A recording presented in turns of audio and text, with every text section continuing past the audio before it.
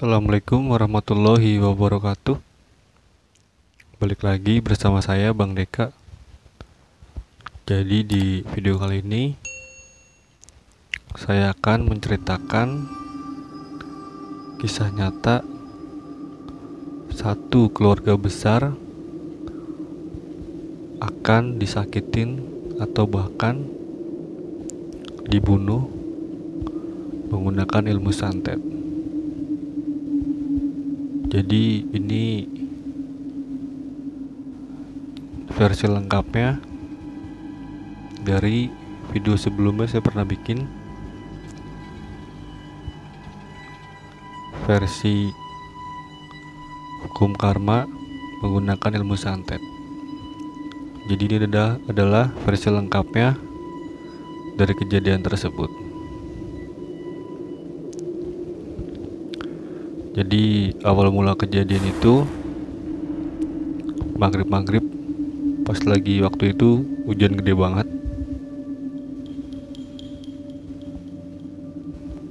dan pas lagi mau menjelang azan maghrib, tahu-tahu saya dapat kabar ibunya Dina itu jatuh dan kakinya sampai patah. Padahal rumahnya Dina itu nggak ada tangga sama sekali, jadi jalanan rata begitu. Toto ibunya Dina jatuh seperti kayak dibanting begitu, dan akhirnya pas saya cek ternyata ada yang gak beres.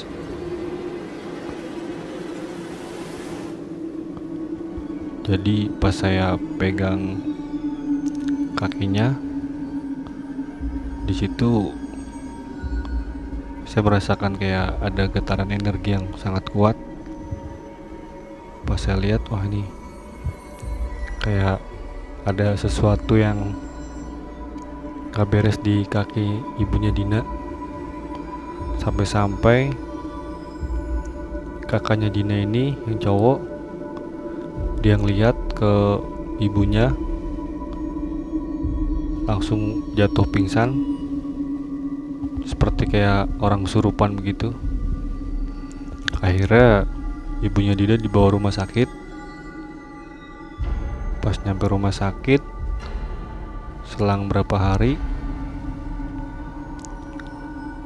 tahu-tahu saya dengar kabar ada yang bilang ke saya, ini yang bilang bukan bukan manusia atau gimana.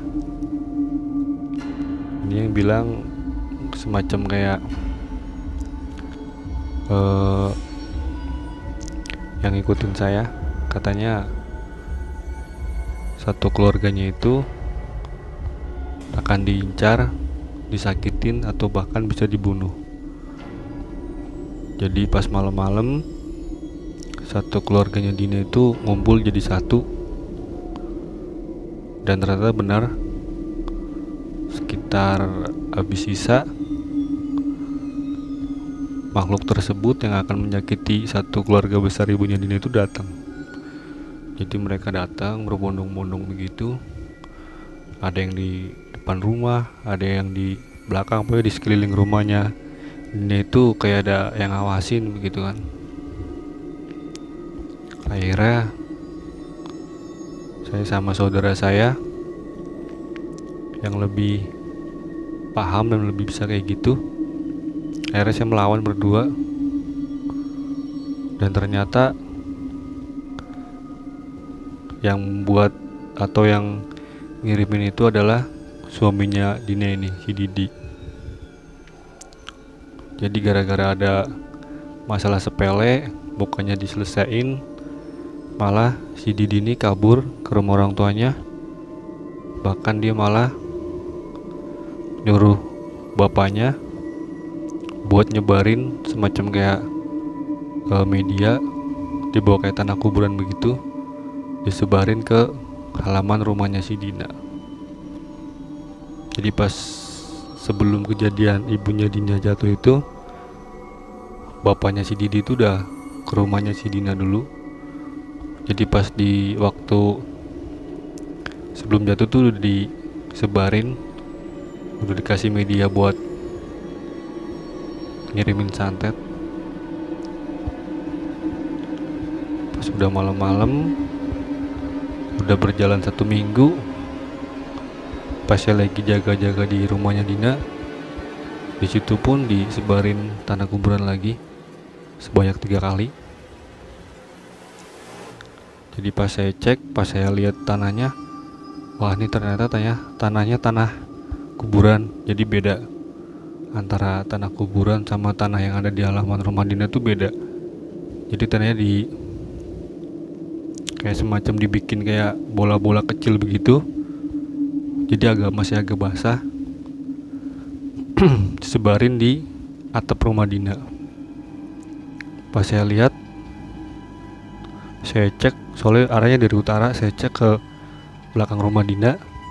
Ternyata benar, di situ wujudnya makhluk gaib, cuman makhluk gaibnya itu wujudnya seperti Didi.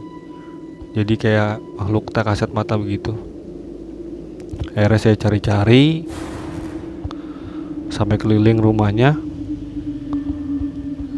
sampai saudara-saudaranya Dina pun ikut mencari. Pas dilihat udah kabur begitu aja. Setelah selang berapa jam saya ngelawan begitu lagi, makhluk gaibnya masih sama. Dia datang berbondong-bondong begitu.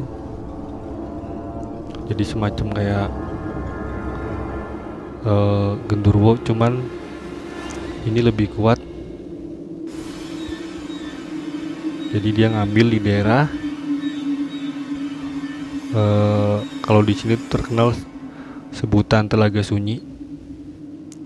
Jadi di tempat itu tuh banyak orang meminta kayak gitu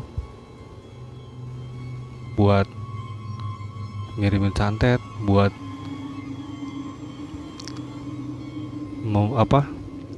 mengguna-gunain orang biar suka sama kita, banyak di sana. Jadi sumbernya itu sumber dari ilmu santet itu yang diambil dari Telaga Sunyi. Pas besoknya habis disebarin tanah kuburan, peliharaan yang ada di dekat rumah Dina itu pada mati semua.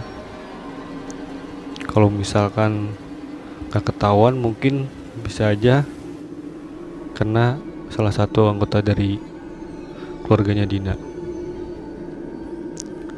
Jadi kalau teman-teman sekalian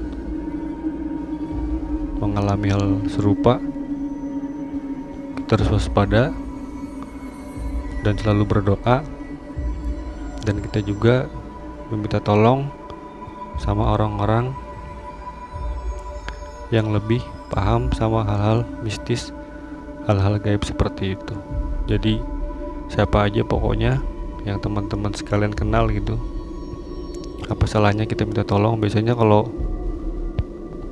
ilmu santet itu datangnya biasanya habis maghrib tuh terasa, isya menjelang isya terasa sakitnya, dan yang paling terasa itu biasanya malam, tengah malam biasanya.